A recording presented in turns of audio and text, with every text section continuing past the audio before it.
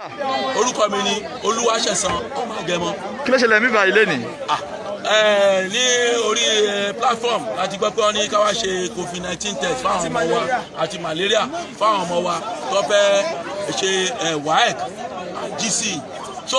báyìí ṣe débí láàárọ̀ yìí mo ti bá àwọn èèyàn so far tó yẹ pé lockdown wà, ẹni tó wá láti Ṣàgámù, ẹni tó wá láti Ọ̀dẹ́dá, ẹni tó wá láti Ṣàngó, ẹni tó wá láti Lagos tó dẹ́gbẹ́ ọmọ ẹ̀ wà lógùn state ó dẹ̀ gbẹ́dọ̀ follow nǹkan tó gùn state bá ṣe but ó wá jẹ́ surprise fún wa pé bá a ṣe débí báyìí. Ó wá jẹ́ surprise fún wa pé bá a ṣe débí báyìí láti pé èrò pọ̀ rẹpẹtẹ náà ní private pé ọmọ wa san 25,000 gbogbo parent wa pé what fún kí ni ó dàgbà pé ìjọba bíi náà pé ìjọba la ṣe lógun state o because àwọn tá a jẹ́ private tá a mọ̀ lọ sí private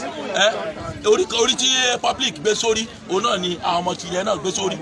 then the same exam lọ́jọ́ fẹ́ conduct the same money lájọ sọ fún WAEC but èwo wá tún ní 25,000 naira then mo tẹ̀sí wò ìjọba yìí pé ìjọba yìí mi lérò pé ọmọ ọkàn wá láti Èkó ìlú òyìnbó láti wá ṣèjọba lé wa lórí ni for example ṣé bíbi tó sọ pé káwá ṣe kínní yìí amósùn ló kọ kò ní anybody lára náà. You just lost a child yesterday. Look at that kò ní anybody lára yọ sá akàn rí pé all the time tó bá fẹ́ ṣe nǹkan kan committee ọmọ Tomi Coker is not from here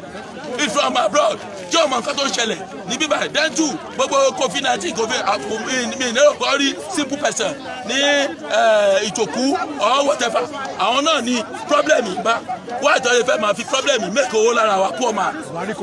Buhari kó fún wọn then tó bá wẹ́ kọ́ wá ṣàkáàtì sí tó bá dé tó sọ wẹ́ kọ́ wá ṣàkáàtì sí ìṣúná wọn máa dákú yes oríṣiríṣi performance náà máa ṣe pé Buhari bàbá wa ó ti gbé owó wá sí state a fẹ́ mọ iye tí Dàpọ̀ Abíọ́dún tó ti gbà àti WHO àti iye tó ti ná because iye tó ti gbà àti iye tó ti ná because kìíní is free ọ̀nà ẹni tí COVID-19 bá ti mú kó máa bọ̀ kó wá ṣe test lọ́fẹ̀ẹ́ kọ́dẹ̀ tó bá dẹ̀ yẹ pé ó ti wà confam kọ́ àsọlé tiẹ̀ kó mú ọ kó láàrin àwọn tó yẹ pé àtiwà ẹ́dì. This is silly by